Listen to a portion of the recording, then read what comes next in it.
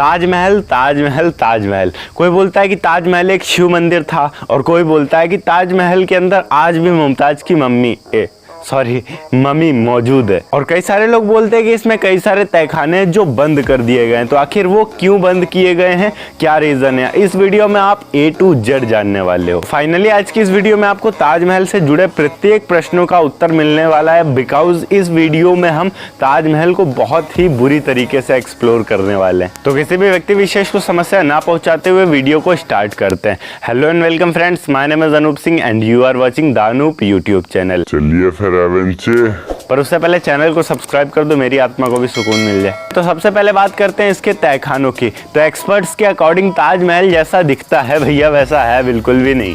नहीं, अब गलत मत समझना, मैं इसके स्ट्रक्चर की बात नहीं कर रहा हूँ, मैं किसी और मुद्दे पर बात कर रहा हूँ। ताजमहल वैसे तो कुतुब मीनार से 5 फीट ज़्यादा ऊंचा है, मगर ये जितना ज़्यादा ज़मीन के ऊपर है उतना ही ज़्यादा ज़मीन के नीचे भी मौजूद है, ऐसा कहते हैं एक्सपर्ट्स। एक्चुअली पुराने टाइम में जब भी कोई किला या फिर महल बनाया जाता था तो उसमें कई सारे ऐसे रास्ते बनाए जाते थे जिसमें मुसीबत के समय राजा और उसकी फैमिली निकल सके। तो वैसे ही ताजमहल में भी बना हुआ है अंदर के तहखाने, गुप्त रास्ते जहाँ से राजा और उसकी फैमिली निकल सकते थे किसी भी मुसीबत के समय। अब 22 साल लगाए कितने मजदूरों ने बनाया है, कुछ तो अलग भलग होगा ही। खैर, अभी ऐसा कहा जाता है कि बाद में उन रास्तों को, उस तहखानों को बंद कर दिया गया था और उसका प्रूफ ये है कि जो तहखाने बने थे उस वक्त का ईंटा कुछ और था, पत्थर कुछ और था, और बाद में जिस पत्थरों से बंद किया गया है वो पत्थर अलग हैं, उनसे मैच नहीं करते हैं। इससे ये पता चलता है कि वो पत्थर बाद में लगाए गए हैं बंद करने के लिए।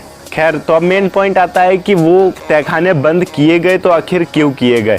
तो अब बहुत सारे लोग ऐसा मानते हैं कि शाहजहां ने बहुत सारे हिंदू राज्यों पर आक्रमण किया था, जिसके बाद वहां के हिंदू राजाओं को लूटने के बाद जितना भी माल, सोना, खजाना जो मिला था सब उस तहखाने में बंद कर दिया था और उसके बाद बाहर से उसको बंद करवा दिया था ताकि वहां तक कोई पहुंच ना सके। अभी कई सारे लोग इन तहखानों को खोलने की कोशिश कर चुके हैं पर खोल नहीं पाए हैं, वो खोलने जाते हैं उनकी पहले फट जाती है। खैर, अब आते हैं मिथ नंबर 2 और सबसे बड़े रहस्य पर।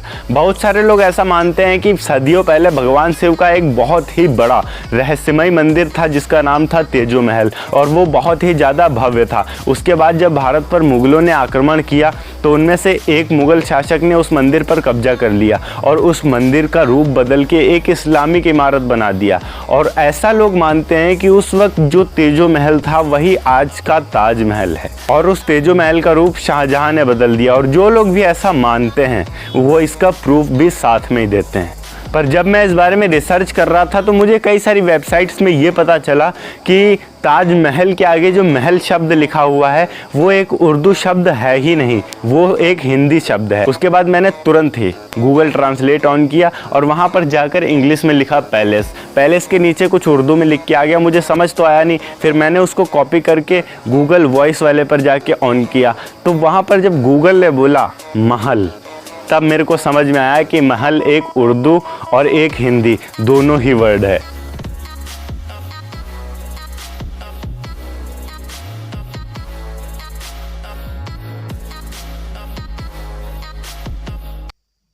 महल, पैलेस, महल।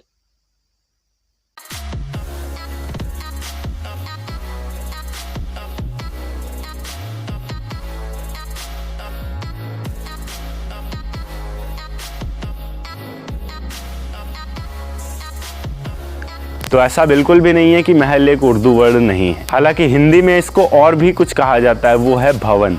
पर यह बात भी सच है कि पूरे दुनिया भर में जितने भी मुस्लिम कंट्रीज़ हैं उनमें किसी भी इमारत के नाम के आगे या फिर पीछे महल नहीं लिखा है सिवाय ताजमहल के। कोई भी इस्लामिक इमारत ऐसी नहीं है जिस पे महल हो, ताजमहल को छोड़कर। और आज के समय में ताजमहल में 700 से ज़्यादा ऐसे चिन्ह मिल चुके हैं जो बताते हैं कि ताजमहल एक हिंदू मंदिर था। अब जो लोग ये सोच रहे हैं कि योगी जी ताजमहल का तेजो महल कब कर रहे हैं, तो भैया वो तो हमको भी पता नहीं। ताजमहल में मौजूद कई सारे तहखानों को कई बार खोलने का प्रयास किया जा चुका है पर किसी को सफलता नहीं मिली। एक बार 1934 में एक दिल्ली का बंदा ताजमहल घूमने आया था। उसने ताजमहल के तहखाने वाले दीवार में ही छेद कर दिया और उस छेद से झांक कर देखा तो उसे अंदर हिंदू देवी देवताओं के बहुत सारी मूर्तियां दिखाई पड़ी। पर मेरे को एक डाउट है, भाई अगर आप लोग बुरा मान रहे हो सॉरी, आप लोग कमेंट में गाली बक सकते हो, आप लोग को पूरी आज़ादी है, पर मेरी बात भी सुन लो। देखो अब मैं किसी के भी पक्ष में नहीं हूँ, ना तो हिंदू के ना तो मुस्लिम के, तो वैसा आप बिल्कुल भी मत समझना कि मैं किसी पक्ष में हूँ।